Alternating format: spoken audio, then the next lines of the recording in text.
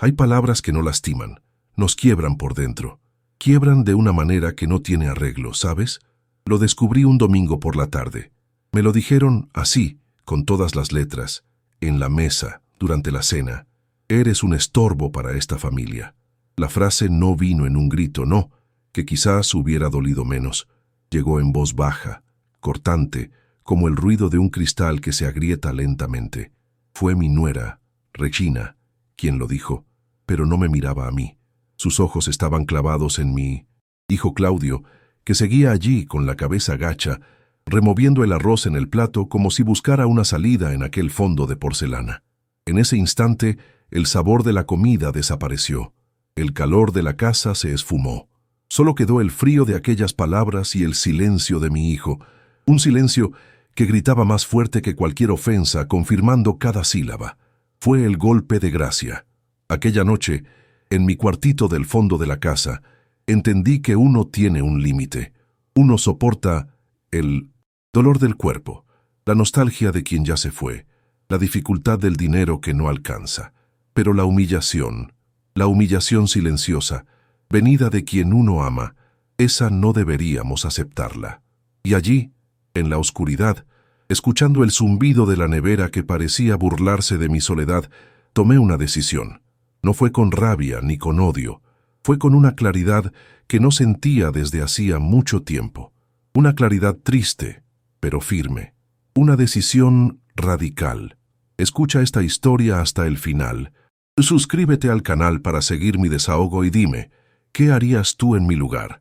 Y cuéntame también desde dónde me estás viendo, para saber que no estoy hablando solo. Mi nombre es Américo. Hoy, con 79 años a mis espaldas, hasta el nombre parece pesado, antiguo. Un nombre que ya no se oye por ahí, de esos que pertenecían a hombres que plantaban los pies en la tierra y no se movían. Cuando me miro en el espejo, veo el mapa de mi vida dibujado en mi rostro. Cada arruga es un camino que recorrí. Cada mancha en la piel es una lluvia fuerte que me agarró sin paraguas. Mis manos, que un día fueron tan firmes, hoy tiemblan un poco. Son manos de quien trabajó mucho, de quien levantó paredes, aserró madera, cargó a un hijo en brazos. Son la prueba de que alguna vez serví para algo en este mundo, de que alguna vez fui fuerte, aunque hoy solo quede el cansancio. Fui carpintero toda la vida. Aprendí el oficio de mi padre y él de mi abuelo. Para mí, la madera no es solo madera. Cada pieza tiene una historia, un olor, una forma de ser. Conocía el peso de la peroba, la suavidad del cedro, la terquedad del ipé. Mi taller era mi santuario, y el olor a aserrín era mi perfume. Hacer un mueble era más que un trabajo, era una conversación con la madera, una forma de poner en el mundo algo que durara, que fuera bonito, que fuera útil. Era mi manera de dejar una huella. Hoy, mis herramientas están guardadas, acumulando polvo, y la sensación que tengo es que me he vuelto un poco como ellas, una herramienta antigua, guardada en un rincón, sin uso. Nací y me crié en el campo, en un tiempo en que la palabra valía más que cualquier papel firmado. Aprendíamos a leer el tiempo mirando las nubes y a entender a las personas mirándolas a los ojos. La vida era dura, el trabajo era de sol a sol, pero tenía una simplicidad, una honestidad, que nunca más encontré en la gran ciudad. Sembrábamos, cosechábamos y agradecíamos. Sabíamos el valor de un pan en la mesa y de un vecino que te tiende la mano. Quizás por eso soy así, más de escuchar que de hablar. Aprendí desde temprano que el silencio, muchas veces, guarda la sabiduría que el ruido de la boca espanta. Para un hombre como yo, criado en ese molde, dos cosas son el cimiento de todo: el honor y el respeto. No son palabras bonitas para adornar una conversación, no. Son la estructura que nos mantiene en pie. El honor es cumplir con tu palabra, es no deberle nada a nadie, es andar con la cabeza erguida porque tu conciencia está en paz, y el respeto es lo que das y lo que esperas recibir, no por ser mejor que los demás, sino por ser un ser humano. Aquella noche, en la mesa de la cena, sentí que esos dos pilares de mi vida fueron demolidos, y no fueron las palabras de mi nuera las que lo hicieron, fue el silencio de mi hijo, la falta de respeto en la mirada que no me dirigió. Antes de que todo esto se derrumbara, mi vida era simple, pero estaba llena, llena del ruido de mi taller, del olor del café que mi Elisa preparaba por la mañana, de la certeza de que mi sudor se transformaba en comodidad para mi familia. Yo era el pilar de la casa, el hombre que resolvía, que arreglaba, que proveía. Me sentía útil, me sentía vivo. Cada día tenía un propósito. Cada noche apoyaba la cabeza en la almohada con el buen cansancio de quien ha hecho lo que tenía que hacer. Ahora, los días se arrastran, largos, vacíos. El silencio ya no es de paz, es de ausencia. Y el cansancio que siento no es del trabajo, es el cansancio del alma. Mi vida de verdad, la vida que guardo en el pecho, tiene el nombre y el rostro de Elisa, mi esposa. Ella no era solo mi mujer, era mi compañera de viaje. Tenía una fuerza que venía de la dulzura, algo raro de ver. Mientras mis manos eran ásperas por la madera, las de ella eran finas, ágiles, para coser, para plantar una flor, para hacer una caricia en la frente de los niños cuando tenían fiebre. Ella era el sonido de la casa. Nos entendíamos con la mirada. No necesitábamos mucha conversación. Cuando se fue hace 4 años, el silencio que quedó no fue solo la falta de su voz, fue la falta de la vida, del motor que hacía que todo funcionara. Construimos nuestra casa con nuestras propias manos. Yo levantaba las paredes, ella venía detrás con un cubo de pintura y una sonrisa. Cada ladrillo colocado era una promesa de futuro.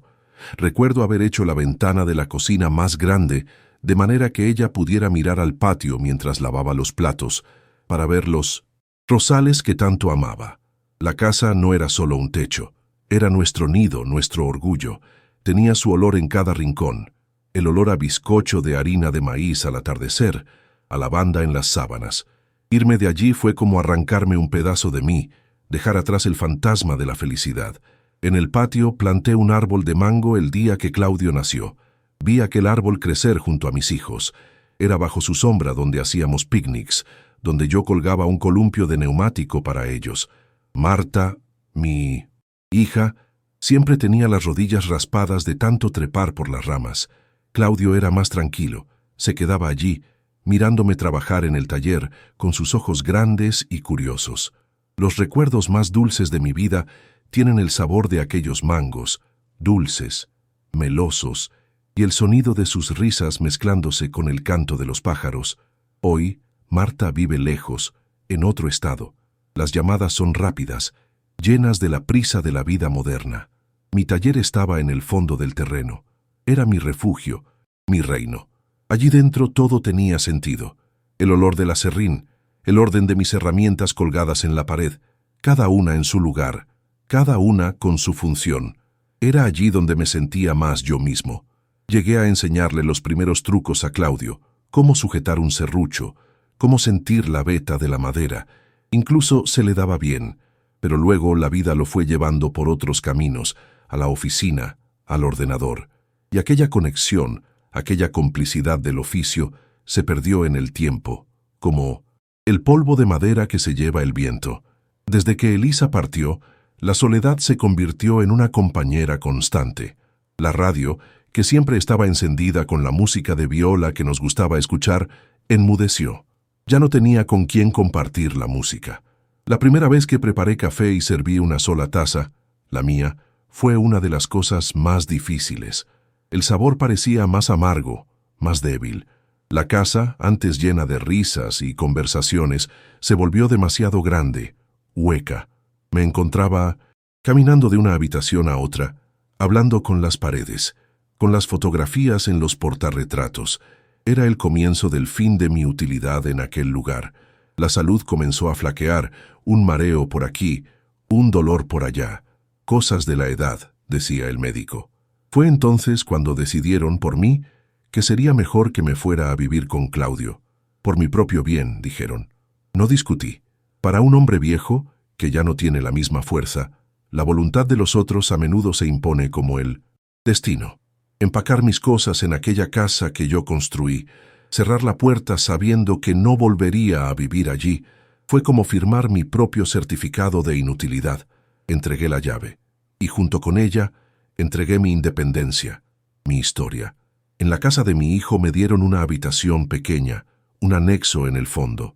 Es un lugar limpio, ordenado, pero no tiene alma, no huele a nada, no tiene las marcas de la vida en la pared. Es una habitación de invitados, y yo soy el invitado que nunca se va. Camino de puntillas, hablo bajo, intento no hacer ruido, no perturbar su rutina. Intento hacerme pequeño, casi invisible, para disminuir la molestia que mi presencia parece causar.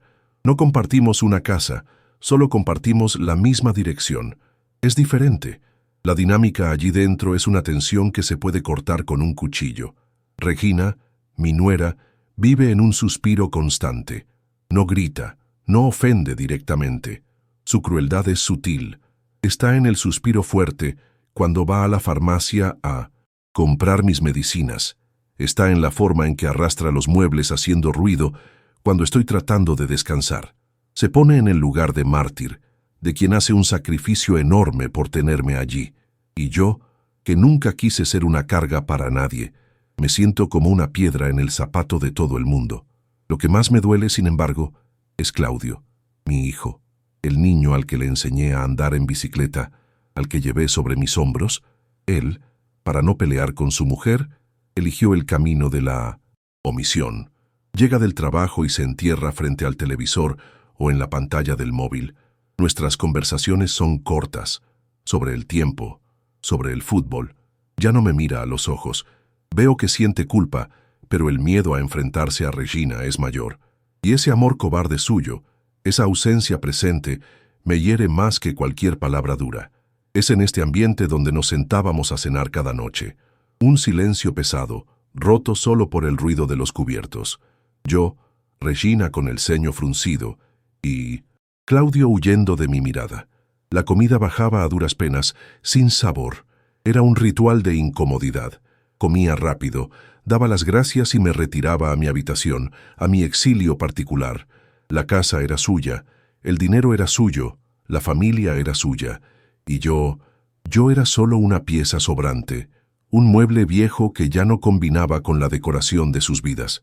Fue en este escenario de silencios y suspiros donde el telón se cerró para mí. La noche en que todo terminó, comenzó como todas las demás.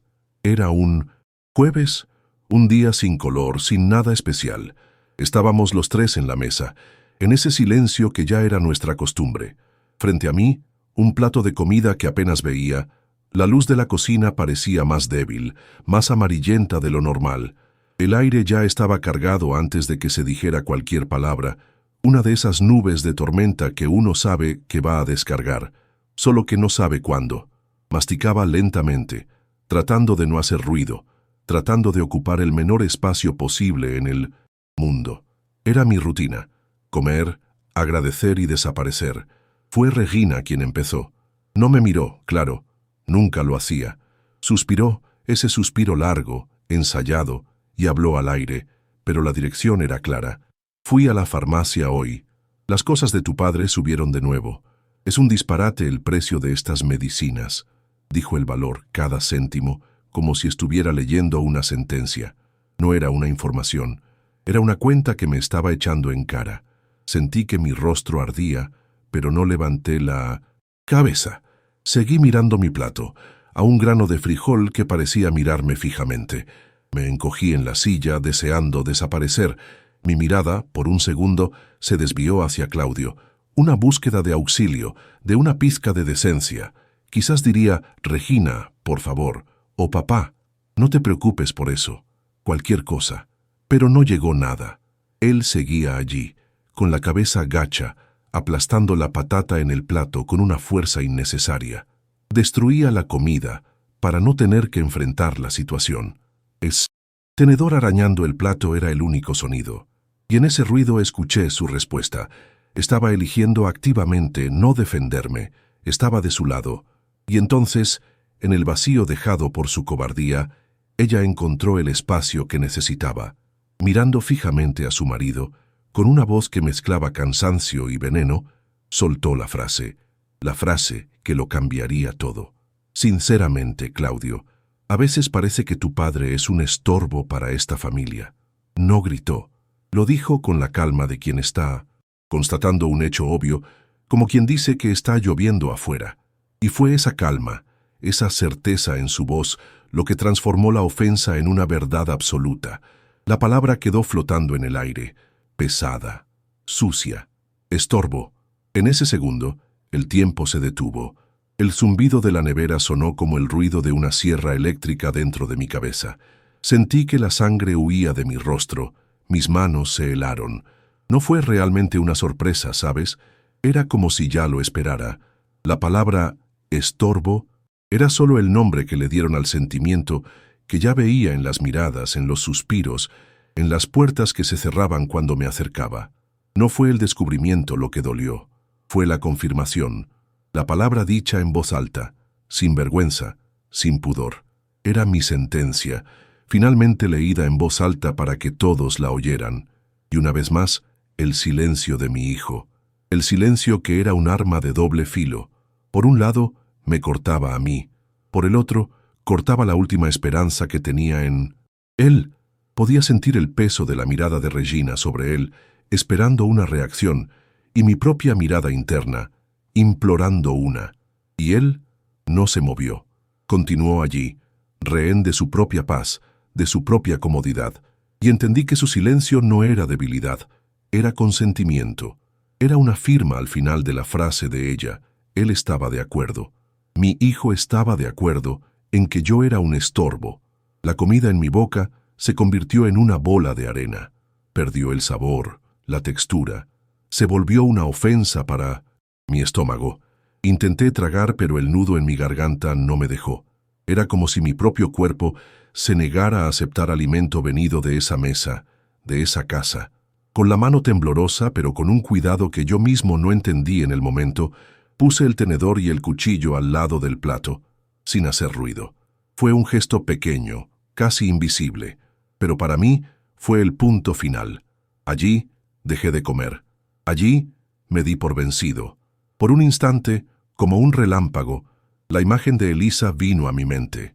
La recordé, con el rostro enojado defendiendo a Claudio de una profesora que había sido injusta con él en la escuela. Recordé la leona en que se convertía para proteger a sus cachorros. Su amor era un escudo. Y yo allí, en ese momento, completamente desprotegido. Su recuerdo no me trajo consuelo, me trajo la dimensión exacta de mi abandono, el amor que construye y el amor que se omite. Y yo estaba sintiendo en la piel el dolor del segundo. La cena, para mí, había terminado, pero nadie pareció notarlo, o si lo notaron no les importó. El silencio continuó, pero era un silencio diferente ahora. Ya no era de tensión, era el silencio del después. Después de que la bomba explotara, después de que la herida se abriera. Sabía con una certeza que me helaba la espalda que aquella había sido mi última comida en esa casa.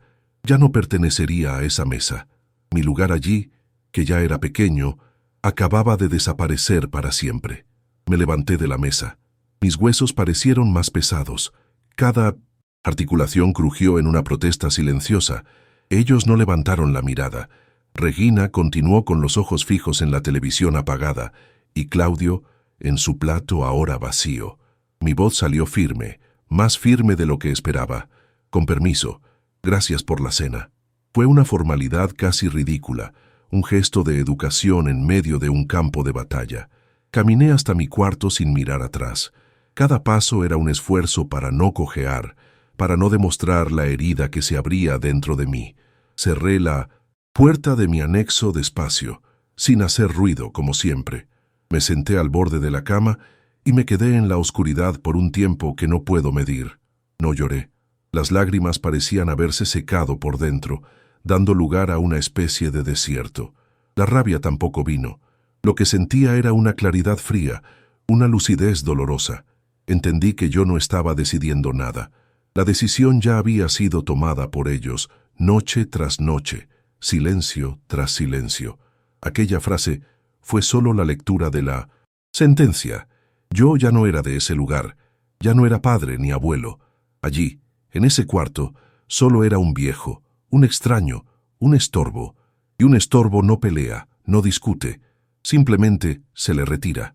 La noche se arrastró, larga y sin sueño. Oía los ruidos de la casa principal, la tele, la cisterna, las voces ahogadas, sonidos de una vida de la que ya no formaba parte. Miré a mi alrededor, a ese cuarto que nunca fue mío, las paredes blancas, sin ninguna marca, sin ninguna historia, y supe que no podía ver el amanecer en ese lugar. Partir no sería un acto de rabia, sino de supervivencia, de autopreservación. Sería mi respuesta silenciosa. Ellos no me dieron el derecho de pertenecer, así que yo me daría el derecho de partir, sin despedidas, sin acusaciones. Simplemente dejaría de existir para ellos. Antes de que el primer rayo de luz aclarara la ventana, comencé a moverme. Abrí mi vieja valija de cartón que olía a tiempo guardado. Comencé a doblar mi ropa, poca, gastada, 2 pantalones, algunas camisas, la ropa interior. Doblé todo con un cuidado metódico, casi sagrado. Cada doblez era un adiós a una parte de la vida que quedaba atrás. No estaba haciendo una maleta para un viaje, estaba deshaciendo un nido que nunca fue mío, tomando solo las plumas que aún me pertenecían para intentar volar a otro lugar, a cualquier lugar. Después de la ropa, tomé mis tesoros. De la mesita de noche, el portarretrato con la foto amarillenta de Elisa. Su sonrisa era la única brújula que me quedaba. Envolví la foto en un pañuelo de tela, como si protegiera a un santo. Después abrí la pequeña caja de madera donde guardaba mis herramientas de tallado. Los formones pequeños, las gubias, cada uno con el mango liso y oscuro por el uso. Eran la extensión de mis manos, la prueba de mi arte, del hombre que fui. Eran la parte de mí que nadie podía llamar inútil. Guardé la caja en la valija con un cuidado infinito. Del fondo del cajón de la cómoda saqué mi vieja libreta de carpintería. La tapa ya estaba gastada, blanda de tanto manosearla. Dentro, páginas y páginas de anotaciones, de medidas de muebles, de proyectos que soñé con hacer, pero en medio de ella, guardados con un clip de metal, estaban ellos, los pequeños comprobantes de depósito, anotaciones de un secreto que guardaba desde hacía años, un sacrificio silencioso que nadie conocía. Aquella libreta era la prueba de mi amor, un amor que ellos nunca vieron, demasiado ocupados en calcular mi costo. La puse junto a la foto de Elisa. Eran mi único patrimonio. Miré el reloj de bolsillo que estaba sobre la cómoda. Era de plata, pesado, herencia de mi padre. Había sido mi compañero por más de 60 años. Lo tomé en la mano, sentí su peso, su frío, y con una decisión que nació en ese instante, lo puse de vuelta, justo en el centro de la cama que acababa de arreglar con esmero. Era un punto final, un ajuste de cuentas silencioso. Estaba dejando atrás el tiempo de mi padre, mi tiempo con mi hijo. Era un regalo de despedida, un pago por la estancia. Me puse mi abrigo más grueso, el que usaba en los inviernos más rigurosos. Me calcé los zapatos, atando los cordones con dedos firmes. Abrí la puerta del cuarto y la casa estaba en completo silencio, la respiración profunda del sueño. Pasé por la sala oscura sin mirar los sofás, ni las fotografías de su familia en las paredes. Fui hasta la puerta de entrada como un ladrón, sin hacer un solo ruido. Me estaba robando a mí mismo de vuelta de esa casa. Giré el picaporte, despacio, y salí al frío de la madrugada. El cielo comenzaba a ponerse gris, anunciando un día que sería diferente a todos los demás de mi vida. Cerré la puerta detrás de mí. El clic de la cerradura sonó, para mis oídos, como el ruido de una cadena rompiéndose. Estaba afuera, libre. Respiré hondo aquel aire helado y húmedo. Olía a un nuevo comienzo. Sin mirar atrás, empecé a caminar por la calle desierta, sin rumbo, pero con la certeza absoluta de que cualquier camino era mejor que el que estaba dejando atrás. Los primeros días fueron un borrón.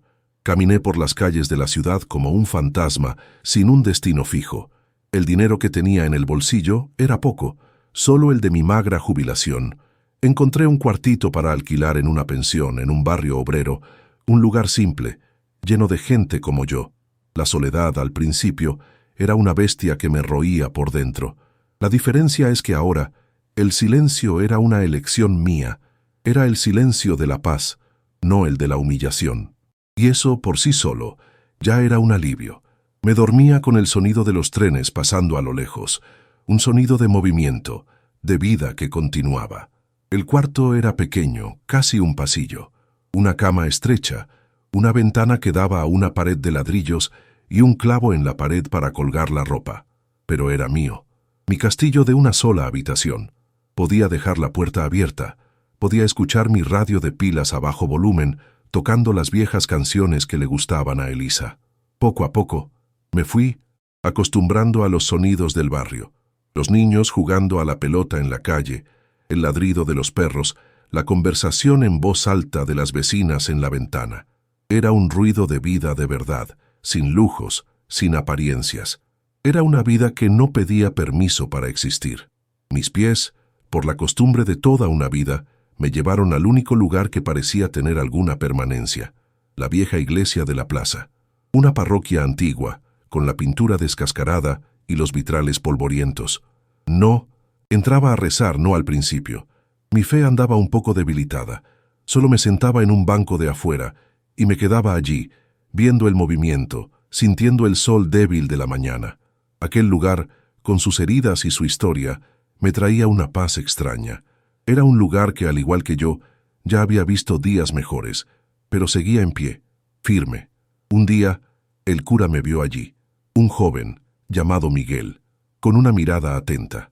Yo estaba pasando la mano por un banco de madera de la entrada, sintiendo las grietas, las astillas, la madera reseca por el tiempo. Se acercó y me preguntó en qué tanto pensaba. Yo, con mis pocas palabras, solo dije: «Esta madera está pidiendo auxilio». Él sonrió, una sonrisa genuina. Creo que fue la primera vez en mucho tiempo que alguien me miró con curiosidad y no con lástima. No vio a un viejo quejándose, vio a un hombre que entendía de madera. Aquella pequeña conversación lo cambió todo.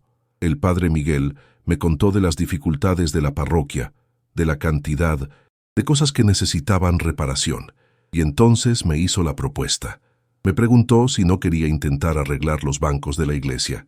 A cambio, me daría algo de dinero y me dejaría usar el garaje del fondo, que estaba lleno de trastos. No fue el dinero lo que me hizo decir que sí, fue el gesto, la confianza, la oportunidad de sentir en mis manos de nuevo el peso de una herramienta, la responsabilidad de un trabajo, la oportunidad de ser útil. El garaje se convirtió en mi nuevo taller. Pasé los primeros días solo limpiando, quitando el polvo, organizando el espacio. Encontré herramientas viejas, oxidadas, que limpié y afilé con el cuidado de un cirujano. Las junté con las mías, las de tallar que traje en la valija. El olor a acerrín y barniz volvió a ser parte de mi día. Empecé por los bancos. Lijé, barnicé, apreté los tornillos.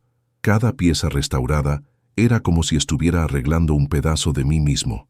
Después de los bancos, vinieron los santos de yeso astillados, el reclinatorio que se tambaleaba.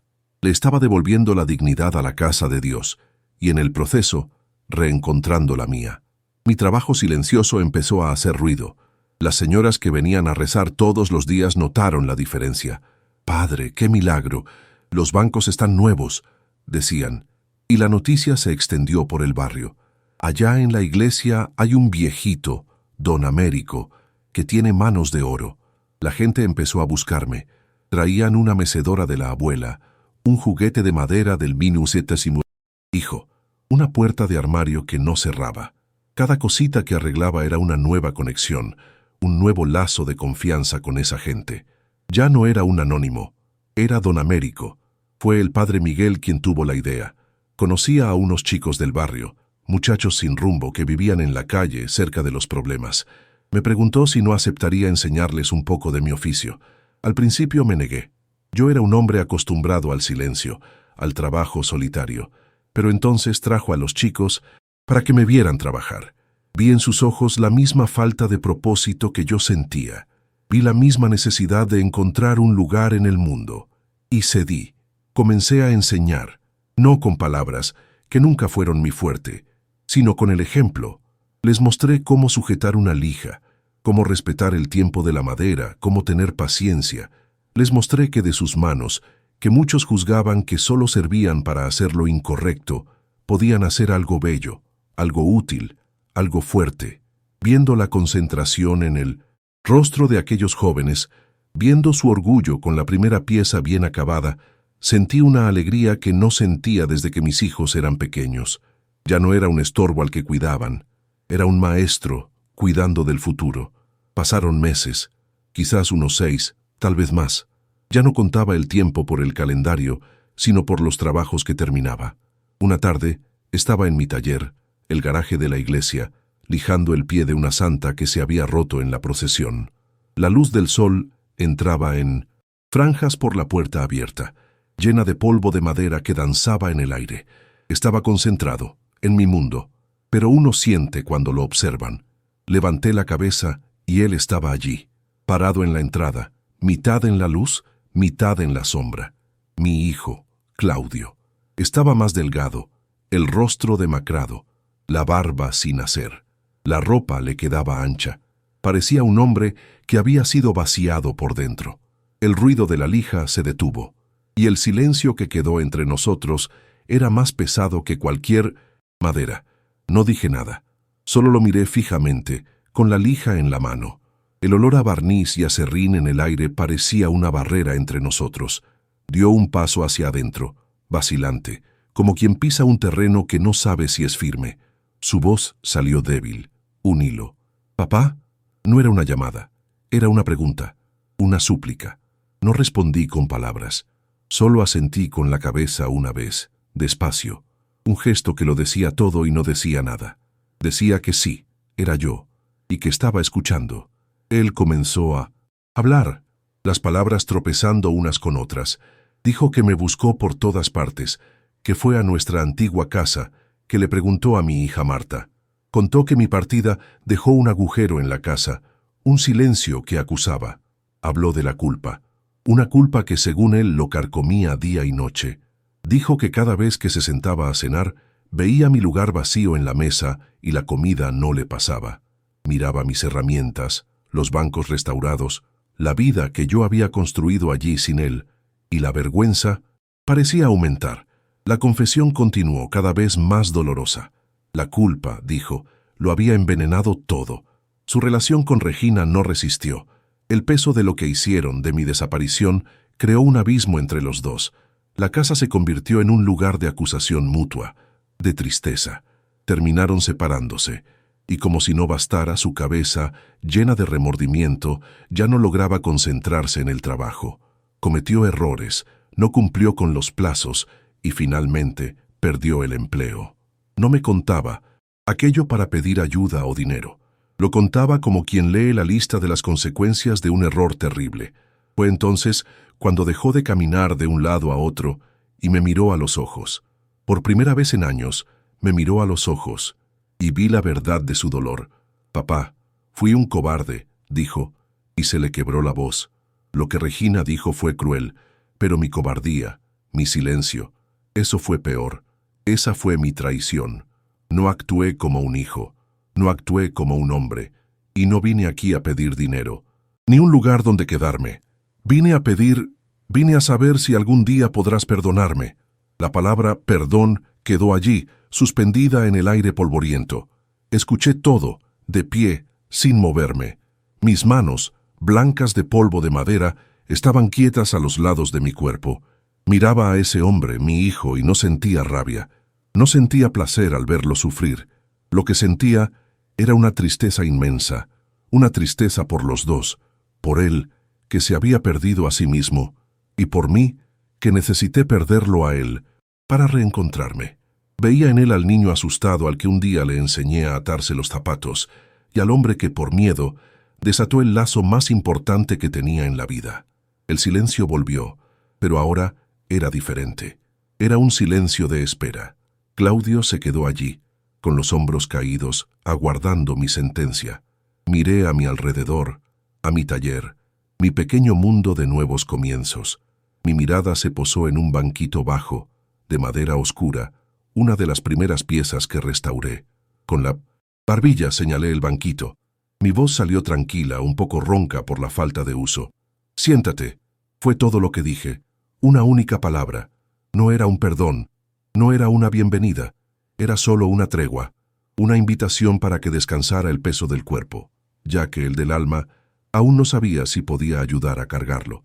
Claudio seguía allí, sentado en el banquito, encogido, como un niño que espera una regañina. Yo volví a mi mesa de trabajo, no por grosería, sino porque es allí donde pienso mejor. El olor de la madera, el peso de la herramienta en la mano, eso me ayuda a organizar las ideas. Tomé un pequeño trozo de cedro y el formón más afilado. El silencio en el taller solo era llenado por su respiración, una respiración pesada, de quien ha cargado el mundo a sus espaldas y ahora lo ha dejado caer a sus pies.